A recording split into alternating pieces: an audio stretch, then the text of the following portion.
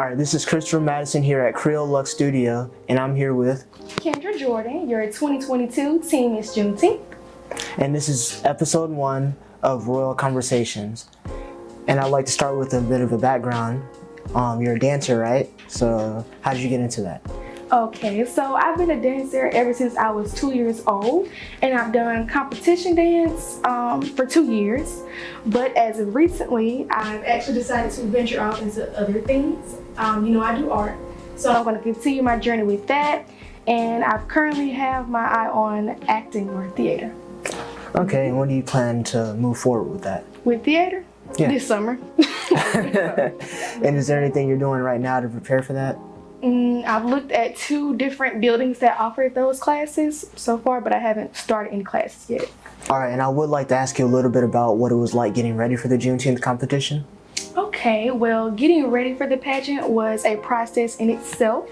I had 4 different components to prepare for, which consisted of my talent, my career aspirations, what Juneteenth meant to me, and I also got the opportunity to research a historical figure of my choice, and that was Laura Wheeler Warren, can be a tongue twister, and she was a painter best known for her paintings during the Harlem Renaissance.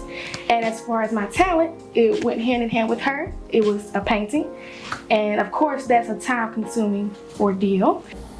Could you tell us a little bit about the painting and any meanings that it may have, and especially what it means to you? Okay, so in my opinion, art is all about perception, and anyone that may view this painting could have a different opinion or view on it, and that's what's most beautiful about art to me.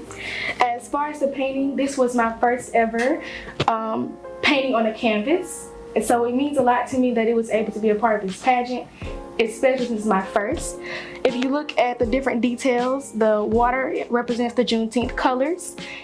She has a tear coming down her eye, and she has a shackles, and it represents everything we've been through in the African American community. What advice would you give to any future Juneteenth competitors? My advice to any Juneteenth competitors is to simply enjoy the experience, every little thing about it, because whether you're crowned or not, in the end, many different opportunities will be awarded to you, and it's a great experience. And yeah, I completely agree. I think it's all about the experience, whether you win or lose. At least you got to be there. Everybody had fun. And yeah. What inspired you to enter the Juneteenth pageant? Okay, so I'm a part of the nonprofit organization Big Brothers Big Sisters, and through this I gained the best mentor in the world. Her name is Bill Springle, and she informed me on everything about the pageant and encouraged me to join. And in addition to that, I also have the best mother in the world, Stephanie Jordan, and she has been my day one supporter through everything, and she keeps me going through everything I do. And yeah, so I had a great support system. Okay, that's great. What would you say is the most memorable moment of the pageant? Okay, the most memorable moment of the pageant for me was when I was crowned and they called my name. That was just like the best part about it. And how did that make you feel? Take us there. What was going through your mind whenever they called your name? I honestly couldn't believe it. I was like, did they really just call me? I was beyond happy. A million different thoughts raced through my mind, and I was just like, I can't believe I'm going to be on this new journey. Okay, so now that you've been crowned, what opportunities have opened up for you since then? So since I've been crowned, I've had many opportunities to network. I've learned the importance of that. I've had opportunities to speak publicly, host events, meet a multitude of different people. And the most recent opportunity that I'm most excited about is I am now an employee for Inspire You, the Black-owned radio station, where I also get a chance to do some of those same things I've been doing. And everything from this pageant has just stemmed to me learning different things, new things, anything I'm willing to try. Even sports like golf and different stuff I never thought I would do. So. Okay, and can you tell us a little bit about what you've done? How long have you been in Inspired Youth? Okay, so I'm fairly new.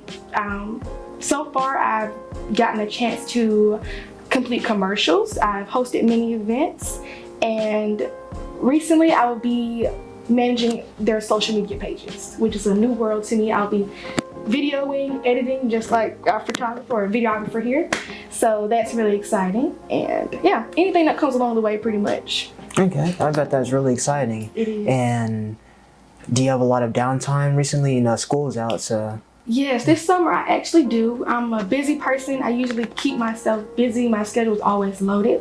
But I would say this summer is one of the times that I've had the most free time available because school can be a lot, a handful. Yeah. My senior year will probably be full though. But. All right, so you go to virtual school, right? So can you tell us a little bit about that? Yeah, sure. So with virtual school, I love the flexibility. I love being able to create my own schedule and what works for me versus following a strict schedule that someone else made. And everyone's different, so the schedule they made may not work for me. And it didn't. I didn't like it. So I love virtual school. This is my first time doing it, so it's a new experience.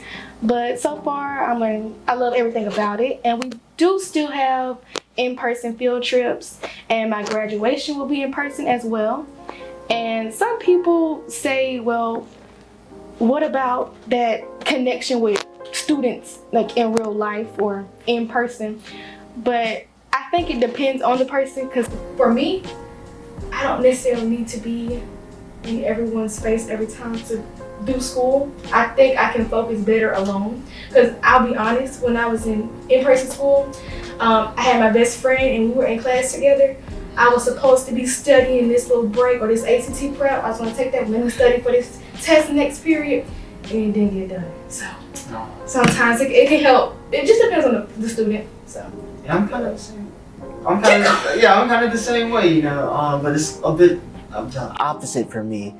You see, you know, I like the structured schedules because sometimes I get a little off track. Okay. You know that helps me to get things done a little bit, and you know, I know how to turn that social button on and off to where I can get things done. So yeah, like I said, it depends on the person for sure, and you have to have discipline and whatnot. So yeah.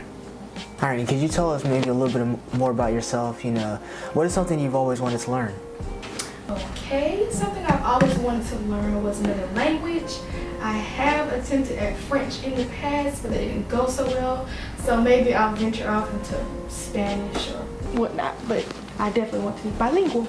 Yeah, I think that would be a great idea. You know, there's a lot of things that come with Spanish, you know, like salsa, bachata, those are a lot of things that are connected to Spanish, and you know, Spanish would definitely be a great thing to learn.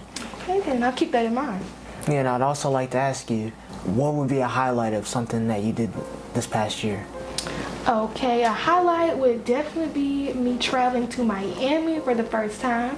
I haven't really been anywhere from Mobile besides Atlanta, so Miami was a very big highlight, and the favorite part about Miami was the restaurants. Oh, really? Yeah, any restaurants you remember going to that you like to?